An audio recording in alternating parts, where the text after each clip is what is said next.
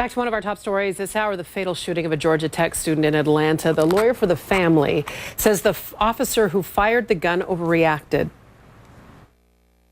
The first officer that you see on the video did a phenomenal job. Retreated, tried to de-escalate. Retreated, tried to de-escalate. Put a barrier between the scout and the officer.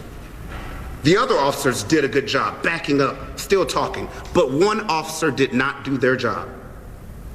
One officer, though there were 5 out there, decided to shoot Scout in the heart because they either weren't trained or they lost patience. To discuss this, I want to bring Brian Claypool. He's a criminal defense attorney. Earlier I said law enforcement was coming, but we want to look at this from a legal point of view. First of all, react to that attorney. Well, Michaela, having done these kind of cases over the last decade, I've represented over 20 families who've been victimized by excessive force. Many of those of the young kids were killed. Yeah. So I will tell you what you learn, though, in these situations is there are more unanswered questions than answered questions at the onset of looking at a videotape like this. So to respond to his comments, well, I think he's right when he says one great point he made was the time really was on the side of the shooting officer. They're not desperate. They weren't coming upon a scene where there were bystanders, children, innocents. No one else was in danger, right? They could have taken all the time in the world to de-escalate the situation. Right, and that's what the family's lawyer is suggesting, that the shooting officer didn't try to de-escalate the situation, rather he or she escalated it. That's what I've seen happening over the last 5 or 6 years in these cases. And what I mean by that is just what you're saying. Now, if this was a young man who was wielding a knife inside the dormitory, for example, and there's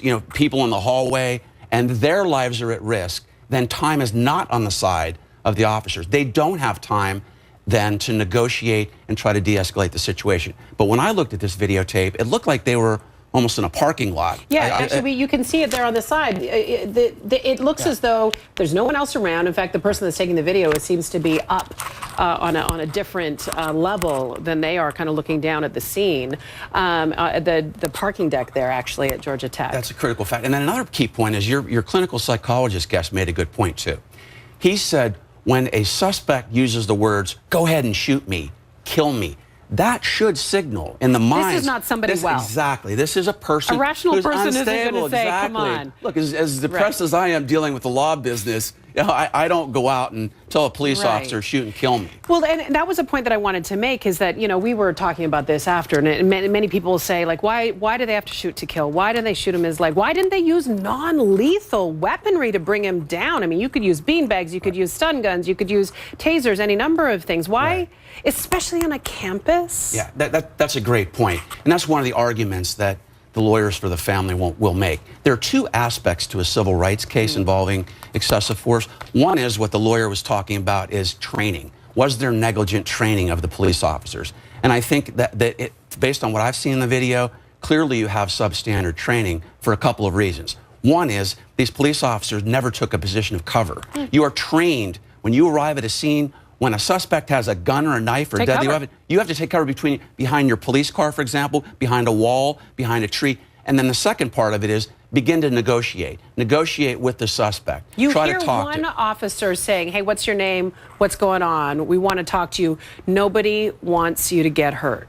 And that's the part that sticks with you, is that, ultimately this young man did lose his life, and obviously he was going through some struggles. Listen, Brian, you're going to be talking about this for a while. I can feel that this is going to be one of those stories that sticks with us. Thank you for your time. You bet. Thanks. We'll be right back.